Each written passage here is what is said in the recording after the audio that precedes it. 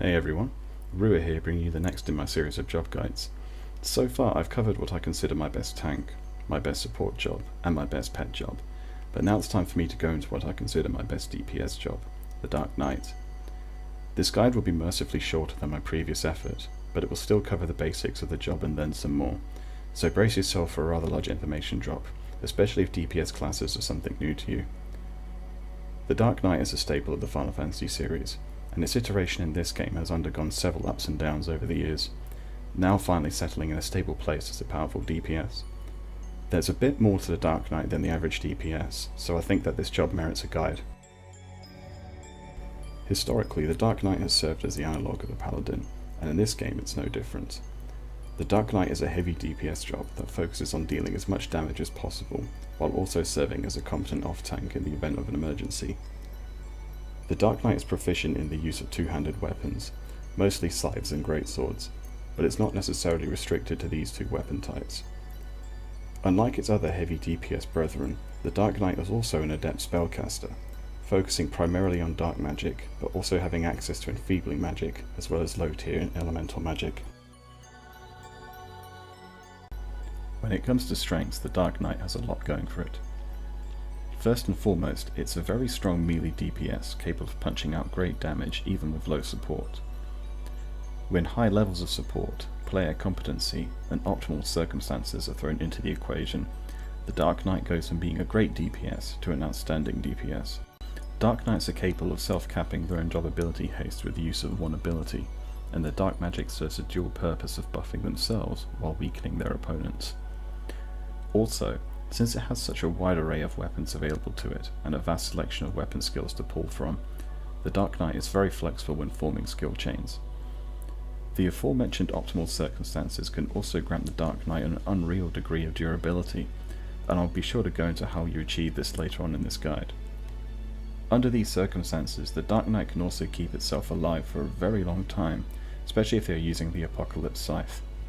Finally, and as per its lore, the Dark Knight is death incarnate to Arcana, monsters that have been given unnatural life by means of magic.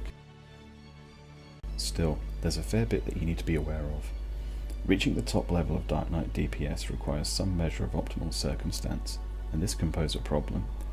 Your situation will not always be optimal, and you will struggle against monsters that either heavily resist drain spells, or even worse, outright resist them, like undead do. Also, casting spells mid-fight will inevitably slow down your DPS, so you need to assess whether or not a spell is actually worth casting. It's not just spells that you need to contend with either. Dark Knights have a lot of, let's call them levers, it needs to pull in order to function properly, so it's a very macro and reflex intensive job. On that note, although it has a stun spell, properly stunning targets requires good reflexes, which not everyone is blessed with. The reliance on optimal circumstances will repeatedly come back to bite players, especially when you consider that Dark Knight abilities and high amounts of damage they deal generate a lot of energy, so a Dark Knight that goes full throttle with no brakes will crash and burn easily. Although they hit hard and fulfill that part of their role admirably, a Dark Knight can't directly support its party members in the same manner that, say, a warrior can. It's a small issue, but it's an issue nonetheless. Finally, since it uses so many different weapon types, Dark Knights need a lot of equipment to fully function. Merits on Dark Knight are extremely straightforward. For Group 1, you're going to invest all your merits into the effect of Last Resort, and into reducing the reuse time of Last Resort. With Group 2, you're going to invest points into the effect of Desperate Blows, a job trait which is attached to Last Resort itself. When I said that a Dark Knight can self-cap its own JA haste with one ability, this is what I meant. Last Resort is a crucial ability for maximising your DPS, so pushing it further makes sense.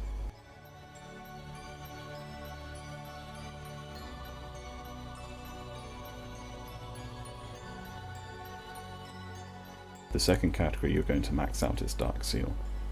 While the appeal of Diabolic Eye for its accuracy bonus and Muted Soul for its enmity reduction are understandable, please trust me when I suggest that you should be capping out Dark Seal. There's a very good reason I'm suggesting this to you, and I will get round to explaining why I am later on in this guide. The first ability you'll get on Dark Knight is your SP, Blood Weapon. Blood Weapon causes your melee attacks to drain HP from your target, as long as that target is not undead. Blood Weapon is also subject to MDT and Phalanx effects, so if your target has these active, the HP drained will be less. By itself, Blood Weapon isn't anything special, but when it's stacked with other abilities I'll go into later on, it can become quite strong. I've already gone into Last Resort, but there's something else you need to be aware of when using it. Like the name implies, Last Resort skyrockets your attack power but cripples your defense in the process, so it's the definition of a high risk, high reward ability.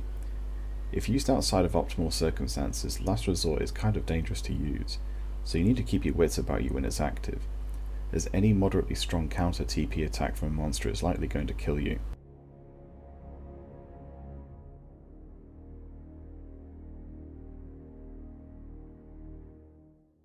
Weapon Bash is an ability version of the stun spell, with its only major difference being just that.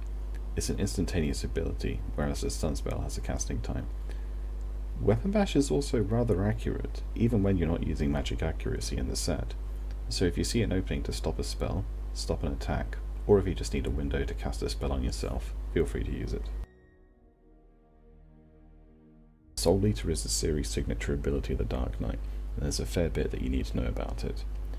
Soul Eater causes all of your attacks and weapon skills to consume 10% of your current HP as 4 additional damage per hit.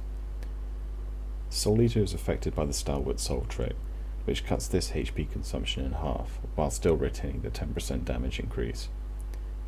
Soul Eater also gives a small accuracy bonus while it's active. Small, but it still helps. Soul Eater is an even greater high risk, high reward ability than Last Resort, what with a crippled defense coupled with constant HP loss, and that's not even taking into account attacks still coming your way. Still, within optimal circumstances, or when you have an alert healer, it becomes a bit safer to use Soul Eater. In addition to Last Resort, Soul Eater also stacks with and complements Blood Weapon very well. Consume Mana does what it says on the can. It converts all of your current MP into base damage, which is applied to your weapon for the next attack or weapon skill, in a ratio of 10 MP to 1 base damage. This is an ability that you ideally need to be using a scythe to get the most out of, as using Entropy following Consume Mana will restore all of the MP you just lost. Greatswords cannot do this, so it's harder to use Consume Mana when you're swinging a greatsword, as casting Aspir will inevitably lower your DPS. I've mentioned optimal circumstances a few times so far, but now it's time for me to show you what this actually means. Optimal circumstances basically describe any situation where you can use Drain 3 to give yourself a massive HP boost effect, therefore rendering the dangers of Last Resort and Soul Eater to moot points. Achieving this HP boost is actually very simple, but it does require some know-how and some equipment to maximise. You want to use both Dark Seal and Nether Void for attempting a Gravitation or Darkness skill chain, and then bursting Drain 3. Dark Seal will give you a duration of just over 5 minutes on the effect, which is long enough to reapply the effect when it wears off. Nether Void, on the other hand, greatly increases the amount absorbed from your target, which is how a Dark Knight can get such absurd numbers on their HP boost. I'm again vouching for using a scythe to pull this off, especially if solo, as greatswords cannot solo Darkness or Gravitation. Establishing, maintaining, and making the most of this HP boost is crucial to maximising your damage, but more importantly, surviving on Dark Knight. There's quite a few things you can do with this much HP, and I'll be sure to go into them later on in this guide. Arcane Circle and Arcane Crest are the abilities Dark Knights use for amplifying their innate Arcana Killer trait, as well as extending these effects to their party. Arcane Circle directly reduces the damage taken from Arcana, directly increases the damage dealt to Arcana, and grants an intimidation effect. Arcane Crest, on the other hand, absolutely hammers the accuracy, evasion, magic accuracy, magic evasion, and TP gain rate for any Arcana hit with it. These effects, especially when stacked, are extremely powerful, and you absolutely will notice them when they are active.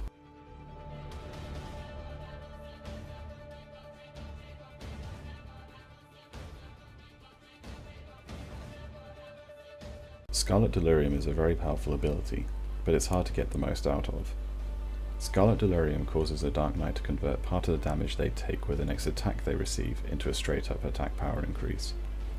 The increase is a percentage increase, and its effects are applied after all of the forms of damage calculation take place. Scarlet Delirium's formula is damage taken proportional to maximum HP divided by 2. So, if you take an attack that knocks off 90% of your HP, you'll get a bonus of 45%. Scarlet Delirium is best used when you see a powerful AoE attack with a long wind-up readying.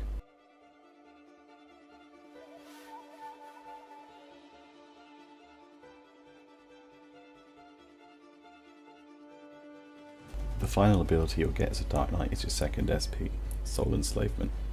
Soul Enslavement drains the TP of your target with each melee attack you land.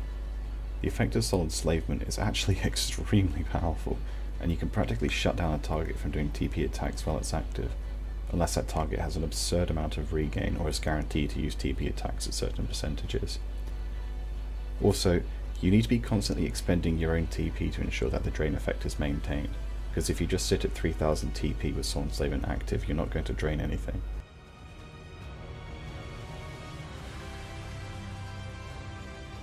Soul Enslavement also makes multi-step skill chaining very easy, and you can indeed do some very impressive things with it. Its duration is very short though, only 30 seconds long, so make sure that you make the most of it.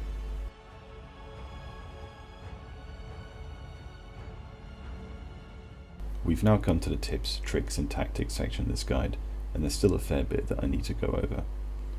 This will be slightly different from my previous guides, in that I'm going to go over a few spells that the Dark Knight gets in this section, so don't worry if you saw me omitting them so far, I am getting to them. Also, since this is a DPS job, I'm going to go over equipment sets in this section as well. Aside from Drain 3, the most valuable spell you'll ever have on Dark Knight is probably Dread Spikes. If you've ever come across this spell when fighting a Dark Knight NM, you absolutely know why you should fear it when you're facing it, but revel in it when you're the one casting it. Dread Spikes uses your max HP at time of casting as a baseline, before calculating job-specific enhancements like job gifts and equipment. It then applies the Drain Spikes effect to the Dark Knight. Given how easily a Dark Knight can get near capped HP under optimal circumstances, this effect can be extremely strong, and gives you very good security when you're going full throttle. Last Resort's effect will actually help Dread Spikes by making targets hit you harder, therefore draining more HP from them in the process. This is why Dread Spikes is so lethal when NMs use it. They have a lot of HP, so their baseline is high, and players typically Geo-Frailty all the things, so the amount Dread Spikes takes from DPS jobs is absurdly high. Add in the attack speed of, say, Blue Mages or Thieves, and you can see why this kills so many people so quickly. One word of warning though, Dread Spikes will not absorb damage from TP attacks or blue magic. It only works on melee attacks, so keep your wits about you.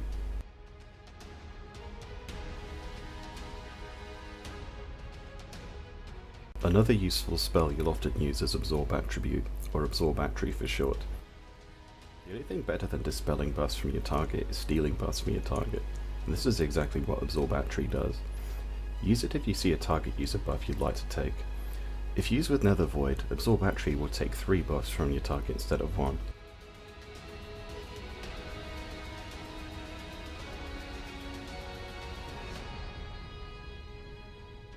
I'm not going to bother doing a Scythe versus Greatsword battle to see which is the better DPS, as a good player should have both options available at any given situation. I'll instead go into what players can do with both options. Scythes have far more utility built into their weapon skills, and easily have more flexibility when forming skill chains, darkness skill chains especially. Guillotine, for example, inflicts a fairly accurate silence on your target, as long as you properly gear for it. Infernal Scythe inflicts a strong attack down effect, which stacks with the Bio 2 spell Dark Knights also get, so you can effectively cancel out the defense loss from Last Resort by using both.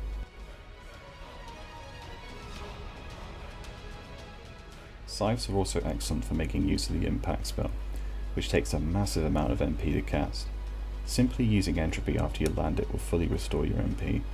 Casting Aspis spells will do DPS if you opt to recover MP that way, while Entropy will do it all in one go, while also doing damage.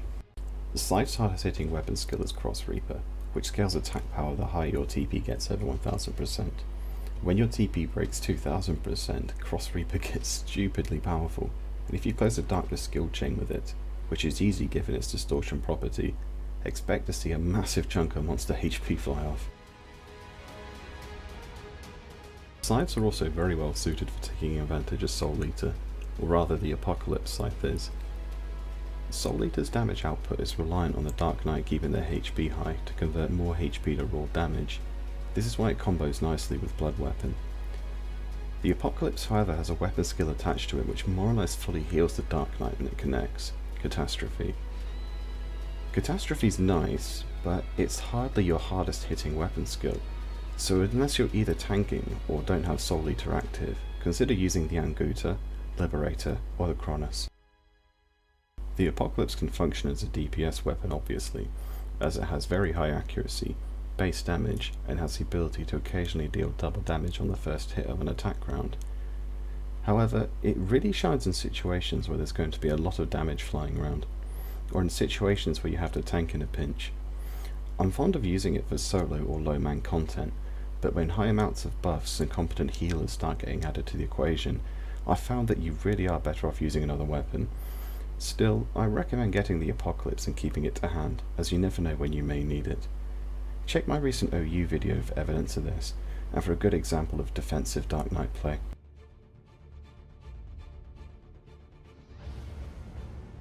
Strangely enough, one of your best zerging weapons with a scythe is actually a non-REMA option. It's the Dynamania. When your HP is high and both Soul Eater and Blood Weapon are active, use it and just watch what happens. Dynamania's colossal boost to Soul Eater will rip things to pieces. Just be extremely careful when Blood Weapon falls. This is probably why the developers will never let relic weapon skills be unlockable to all weapons. Can you imagine how broken this would be with Catastrophe?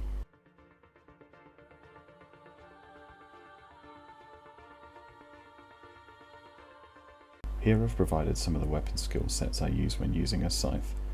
I've also provided my base TP set, as well as a set I use for Drain and Aspir.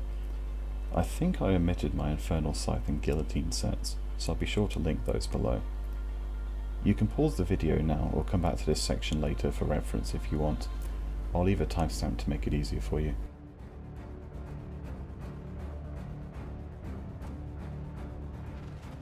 Greatswords tend to be better for all-out raw damage output. Skill chain wise, they're the analogue of scythes, in that they're better at light skill chains but aren't very good at creating darkness. This poses a problem when you're looking to maximise Drain 3 and Dread Spikes, but you can still get some decent effects from both if you know what you're doing.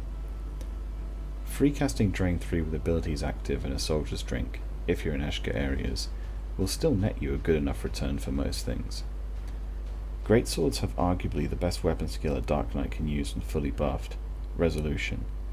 And they also fill some niche utilities, with Herculean Slash inflicting paralysis, and Shockwave being a sleep guard version of a weapon skill.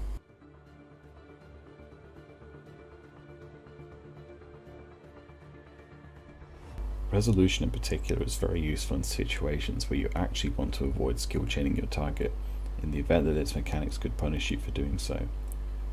Jin and Kin and Omen both have mechanics along this line, as does Maju and Reis Jima. So spamming Resolution, which won't skill chain with itself or with Savage Blade, is arguably your best option in such a situation.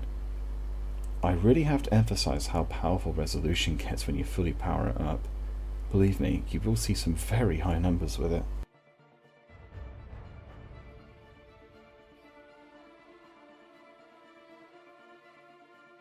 Above all, Greatswords are fantastic for overwhelming targets before they even have a chance to respond. You're giving up some of your self-sustained utility for pure damage, but admittedly in many cases this is what you'd be expected to do, especially when in group content. You can still use a scythe if you wish, but remember that you need both options available. These two weapon classes shine in different areas, so keep your options open. I do highly advise getting the Ragnarok though, as Greatswords lack any sort of fusion linker without Scourge, and since fusion is crucial for generating multi-light step skill chains, when you don't have it, you really will miss it. I've heard good things about the Cladderbog, but since I don't actually own one I can't comment. Chime in below in the comment section if you have one, and if you can.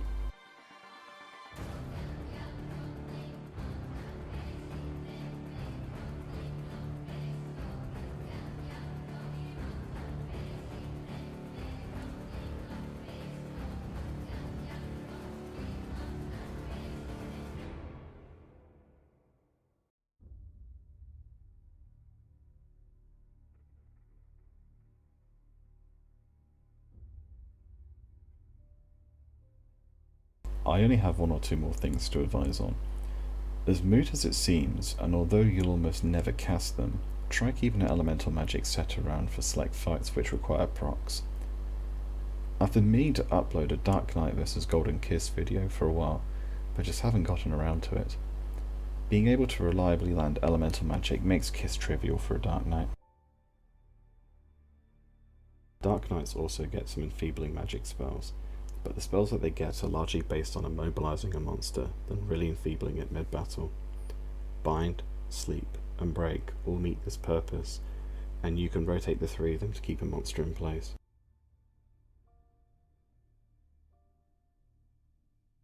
Additionally, and more importantly, you have your Absorb line of spells to upkeep. You can drain every attribute out of your target, from Strength to Vitality to Mind, and you can also drain accuracy as well for good measure. The good thing is that Absorb spells last quite a while, and they also carry into new battlefields that you begin. So you can actually fully buff yourself through Absorb spells, and then pop a new NM.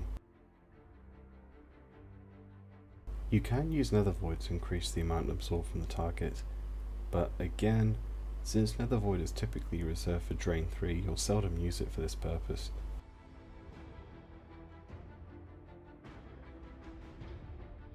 Endark 2 is the last spell worth mentioning here. Endark 2 does what it says in the can. It adds darkness damage to your attacks. However, it does two other things as well that you should know. Firstly, Endark 2 grants a small attack bonus which decays with each successful hit you land. And secondly, the Endark effect overwrites the additional effects on weapons. Dark Knights are also very good at burning, or rather cleaving crowds of fodder. Remembering how Drain 3 and Dread Spikes work, you can make yourself very hard to kill while gathering up hordes of monsters to cut down. You can use a handful of high-level great axes, and since you're using a two-handed weapon, you're still going to get the full effect of both Last Resort and the Smite Job trait when using it.